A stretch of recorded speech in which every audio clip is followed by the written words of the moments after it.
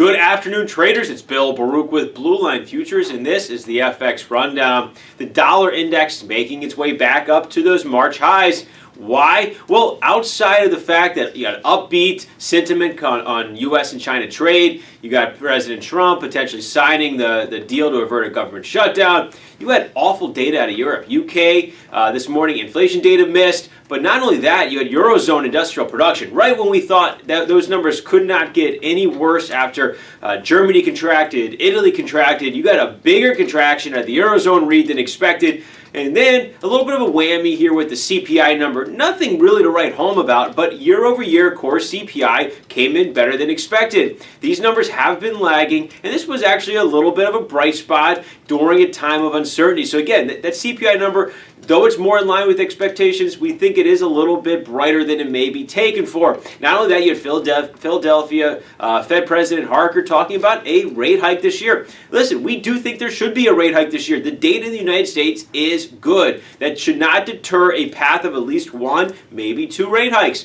So again, keep an eye on things. The dollar index is working its way higher back to those March highs. Where is resistance? Well, right around that 97 area, but you have the December contract highs right around 97.5, and then just below 98, you have a big long-term retracement, and then that is where the market had sold off a couple of years back in 2017. So keep an eye on all of this here. A lot of resistance all the way up, and then with the euro, go back to the levels that we have in the report last night. Minor support just below 113, and then you got that December contract low as our major three-star level. Now, the fact that the euro sold off hard 2 days ago coming into the week on Monday and then recovered yesterday and then a failure today, it makes you think we're going to be trekking lower to see what's down there. So be patient. We did get a little bit upbeat on the euro given the recovery yesterday, but it could not get out above resistance and hold it. That's key. The 50-day moving average was coming in there as resistance. Really right now you got GDP tomorrow to look forward to coming out of Germany, as well as the Eurozone read and unemployment. A lot of that's going to be important, but more importantly too, you got retail sales for December. It's going to be a lagging number because of the government shutdown. This is going to be a U.S. retail sales number at 7:30 a.m. Central Time. It's going to be key.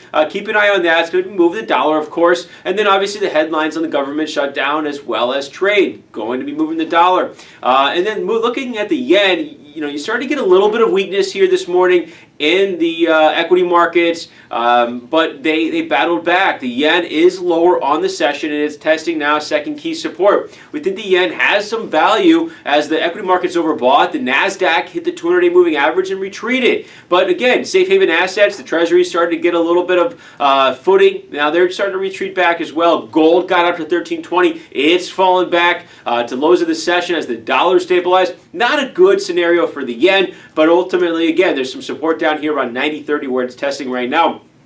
I think one of the better stories today, though, is the commodity currencies. The Canadian and the Aussie both holding ground very well, given the dollar strength. Overall, again, it's a good risk sentiment overall. Commodities holding well, holding ground. Crude oil, right around $54, not on the highs this session, but holding ground despite an ultimately bearish inventory report. On top of that, copper's in the green on the day. Equity markets battling back here towards the end of the session. Again, consumer sentiment data out of Australia last night was solid. That helped us. The Aussie, it's battling against some support down here, and that's holding fairly well so far. It hasn't broken down. So keep an eye on it. If you really think this, there's a U.S. and China trade deal, or this can is going to kick down the road, which it seems very likely right now that's going to get kicked, and you think equity markets hold ground up here, then the Aussie may be a trade for you with looking below a stop below that major three-star support. However, we tend to favor the Canadian dollar.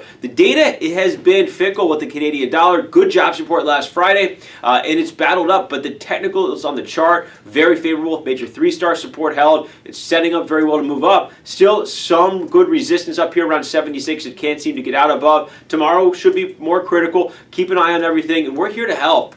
Give us a call, 312-278-0500. You can email us info@bluelinefutures.com. Check our website for updates, and you can sign up for a free trial of our research there. But remember, futures trading involves substantial risk of loss. It is not suitable for all investors. Thank you.